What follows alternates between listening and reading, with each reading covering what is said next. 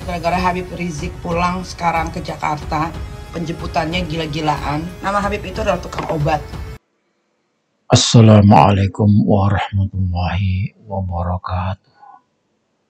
Bismillah walhamdulillah wassalatu wassalamu ala rasulillah Muhammad ibn Abdullah wa ala alihi wa sahbihi wa man tabi'ahu wa walah amma ba'd.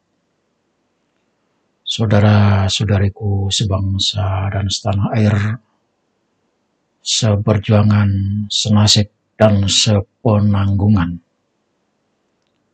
kita telah sepakat ingin membebaskan negeri ini dari perbudakan spiritual yang dilakukan oleh para habaib.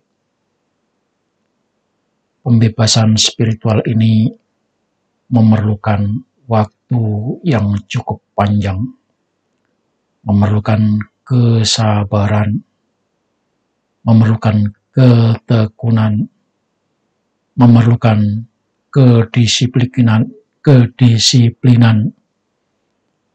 dan memerlukan kebijakan. Karena yang kita hadapi ada 5 kelompok. Yang pertama adalah kelompok para habib itu sendiri. Yang kedua kelompok kiai yang sudah terpapar, kiai NU yang kolot, saya katakan, karena tidak mau membaca berita dan tidak mau membaca kitab-kitab nasab yang ada. Yang ketiga adalah kelompok pembela, terdiri dari pribumi, yang berarti itu adalah saudara kita setanah air, tetapi pembela ini boleh dikatakan sebagai londo ireng. Ini juga sangat memerlukan kehati-hatian dan memerlukan konsistensi. Londo ireng ini jauh lebih berbahaya karena seperti dimanapun ada perjuangan, dari dalam ada pengkhianat. Yang keempat adalah kelompok muhibbin, kelompok orang-orang yang sudah terdoktrin, yang sudah tidak bisa diingatkan lagi, yang susah untuk disadarkan, dan sudah kehilangan akal pikiran.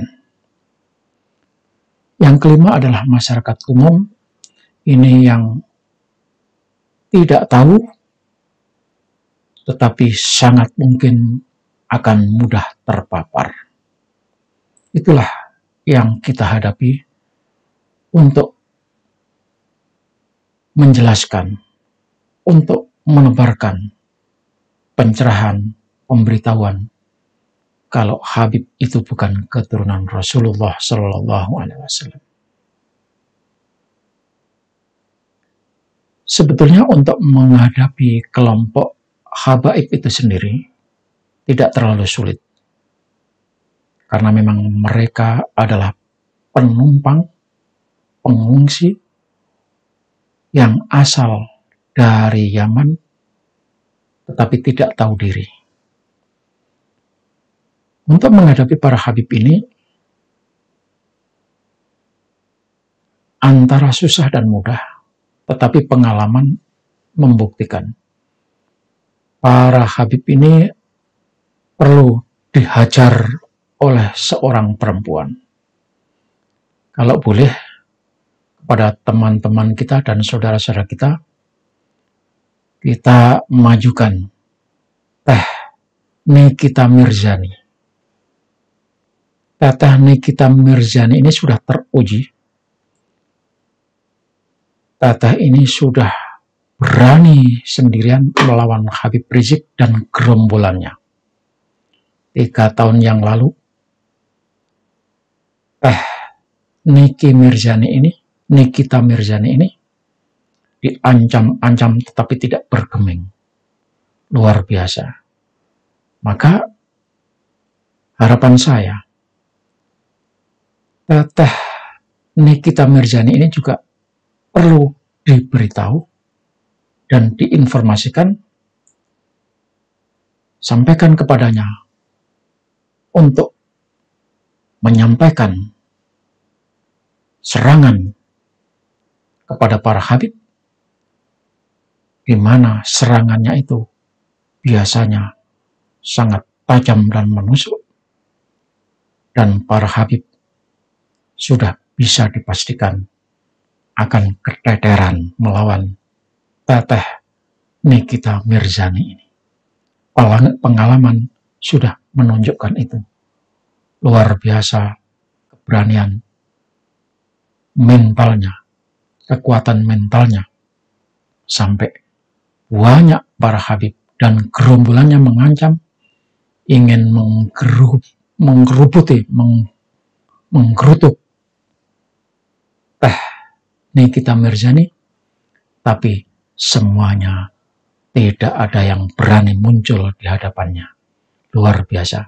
Maka kepada Teteh Nikita Mirzani, mari suarakan, katakan, kalau Habib-Habib itu adalah pemalsu nasab, dan suruh mereka kembali ke habitatnya, yakni jual minyak, jual sarung, dan jual apa saja, yang penting jadi penjual atau pedagang.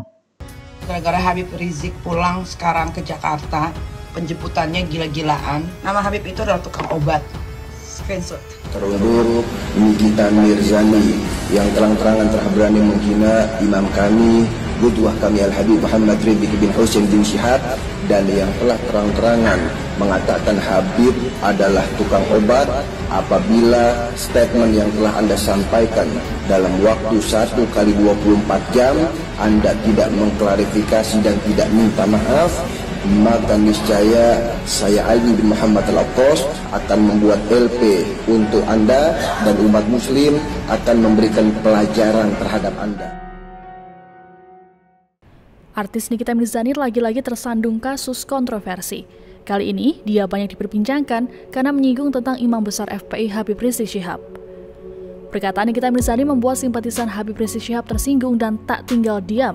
Bahkan di antara mereka menyebut rumah Nikita akan dikepung jika tak meminta maaf dan melakukan klarifikasi. Namun, bukannya mereda, kontroversi Nikita Mirzani justru makin memanas. Kedua kubu beserta pendukung masing-masing dikabarkan saling sindir, saling ancam, hingga saling lapor ke polisi. Ramainya pemberitaan tentang Nikita Mirzani diawali ketika Nyai menanggapi kepulangan Habib Rizik dari Arab Saudi. Perkataan Nikita Mirzani yang dianggap melecehkan Imam Besar FPI itu menuai polemik di kalangan publik. Nama Nikita bahkan menjadi trending topik di Twitter Indonesia lantaran jadi bahan perbincangan warganet. Dalam sebuah siaran langsung di Instagram, Nikita dianggap telah mencibir Rizik Syihab hingga melecehkan julukan Habib. Awalnya Nikita menyinggung mengenai penjemputan Rizik yang menyebabkan kemacetan lalu lintas di ruas jalan tol. Nikita juga berbicara sinis tentang kepulangan Rizik Syihab. Kepulangan Rizik Syihab nantinya akan kembali membuat ulah dengan menggelar aksi-aksi demonstrasi.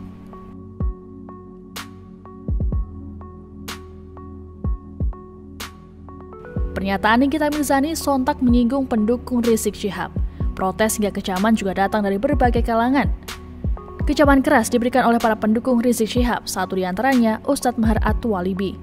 Ia menyebut ucapan Nikita Mirzani tersebut telah menghina dan melecehkan Rizik Syihab. Ustadz Maher bahkan mengancam apabila Nikita Mirzani tidak memberikan klarifikasi dan meminta maaf, maka ia dan ratusan orang lainnya akan mengepung rumah Nikita. Sementara itu, kecaman juga datang dari Habib Alwi bin Muhammad Al-Attas. Dalam akun Instagramnya, ia mengunggah potongan Instagram Live tersebut dengan mencantumkan caption, "Ultimatum untuk mulut sampahnya Nikita." Dalam video itu, Habib Alwi mengancam akan membawa masalah ini ke ranah hukum. Ia juga meminta Nikita untuk segera mengklarifikasi dan meminta maaf atas perkataannya yang dianggap melecehkan. Alih-alih meminta maaf, Nikita Mirzani justru seolah menabuh genderang perang. Ia tidak merasa bersalah atas apa yang dia ucapkan tentang Rizik Syihab. Ia justru menyinggung bahwa agama mengajarkan untuk cinta damai, namun pendukung Rizik Syihab justru bertindak sebaliknya.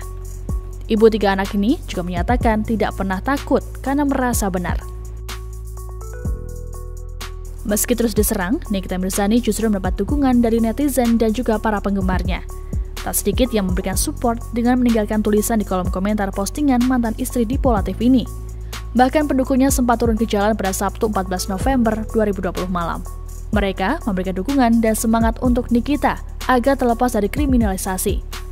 Selain itu, mereka juga menganggap aksi ini sebagai wujud anti kekerasan terhadap wanita. Mereka yang tergabung dalam Laskar Nikita Mirzani turun ke jalan di sekitar Bundaran HI Jakarta Pusat. Namun, pihak kepolisian akhirnya membubarkan massa fans Nikita Mirzani tersebut. Kapolsek Menteng AKBP Guntur Muhammad mengatakan massa yang tengah berkumpul tidak memiliki izin. Tidak hanya itu, ia menambahkan bahwa kawasan Bundaran HI adalah area steril dan bebas dari kerumunan karena berdekatan dengan berbagai objek vital. Tak berhenti sampai di situ, perseteruan Nikita Mirzani dan Rizik Syihab dilanjutkan dengan aksi saling sindir tanpa menyebutkan nama masing-masing. Dalam ceramah peringatan Maulid Nabi Muhammad yang digelar di Petamburan, Jakarta Pusat, Rizik Syihab menyebut seorang wanita yang diduga menghina seorang Habib dan mendapat penjagaan polisi. Bahkan berkali-kali Rizik Syihab menyebut kata kasar yang merujuk pada wanita tuna susila.